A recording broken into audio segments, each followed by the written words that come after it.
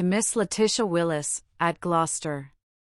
My dearest Letty, never did poor prisoner long for deliverance, more than I have longed for an opportunity to disburthen my cares into your friendly bosom, and the occasion which now presents itself is little less than miraculous. Honest Saunders Macaulay, the travelling Scotchman, who goes every year to Wales, is now at Glasgow, buying goods, and coming to pay his respects to our family, has undertaken to deliver this letter into your own hand. We have been 6 weeks in Scotland, and seen the principal towns of the kingdom, where we have been treated with great civility. The people are very courteous, and the country being exceedingly romantic, suits my turn and inclinations. I contracted some friendships at Edinburgh, which is a large and lofty city, full of gay company, and, in particular, commenced an intimate correspondence with one Miss Hen, an amiable young lady of my own age, whose charms seemed to soften, and even to subdue the stubborn heart of my brother Jerry, but he no sooner left the place than he relapsed into his former insensibility.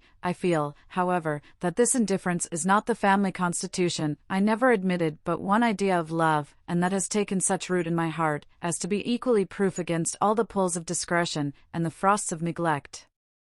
Dear Letty, I had an alarming adventure at the Hunters' Ball in Edinburgh. While I sat discoursing with a friend in a corner, all at once the very image of Wilson stood before me, dressed exactly as he was in the character of Amwell.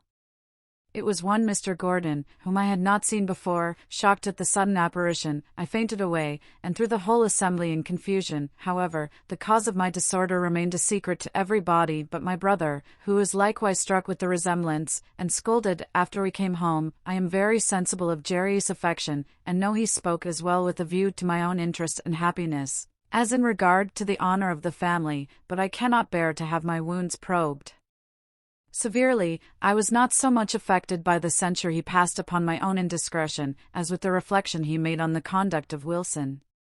He observed, that if he was really the gentleman he pretended to be, and harboured nothing but honourable designs, he would have vindicated his pretensions in the face of day. This remark made a deep impression upon my mind. I endeavoured to conceal my thoughts, and this endeavour had a bad effect upon my health and spirits, so it was thought necessary that I should go to the Highlands, and drink the goat milk whey.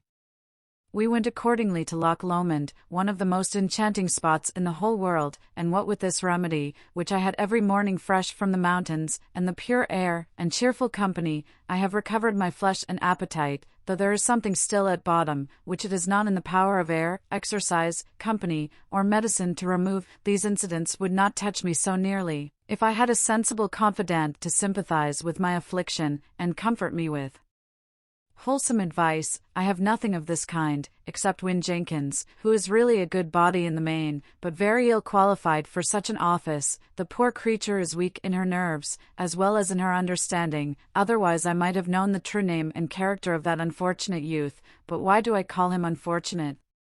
Perhaps the epithet is more applicable to me for having listened to the false professions of, but, hold, I have as yet no right, and sure I have no inclination to believe anything to the prejudice of his honour. In that reflection I shall still exert my patience. As for Mrs. Jenkins, she herself is really an object of compassion. Between vanity, Methodism, and love, her head is almost turned. I should have more regard for her, however, if she had been more constant in the object of her affection, but, truly, she aimed at conquest, and flirted at the same time with my uncle's footman, Humphrey Clinker, who is really a deserving young man, and one Dutton, my brother's valet de chamber, a debauched fellow, who, leaving Win in the lurch, ran away with another man's bride at Berwick. My dear Willis, I am truly ashamed of my own sex. We complain of advantages which the men take of our youth, inexperience, insensibility, and all that, but I have seen enough to believe that our sex in general make it their business to ensnare the other, and for this purpose, employ arts which are by no means to be justified. In point of constancy, they certainly have nothing to reproach the male part of the creation. My poor aunt, without any regard to her years and imperfections, has gone to market with her charms in every place where she thought she had the least chance to dispose of her person, which, however, hangs still heavy on her hands. I am afraid she has used even religion as a decoy, though it has not answered her expectation. She has been praying, preaching, and catechizing among the Methodists, with whom this country abounds, and pretends to have such manifestations and revelations, as even Clinker himself can hardly believe, though the poor fellow is half crazy with enthusiasm. As for Jenkins, she affects to take all her mistress's reveries for gospel. She is also her heart-heavings and motions of the spirit, and God forgive me if I think uncharitably, but all this seems to me to be downright hypocrisy and deceit. Perhaps, indeed, the poor girl imposes on herself. She is generally in a flutter, and is much subject to vapors. Since we came to Scotland, she has seen apparitions, and pretends to prophesy. If I could put faith in all these supernatural visitations, I should think myself abandoned of grace, for I have neither seen, heard, nor felt anything of this nature, although I endeavor to discharge the duties of religion with all the sincerity, zeal, and devotion that is in the power of, dear Letty, your ever affectionate, Lydia Melford. Glasgow, September 7th.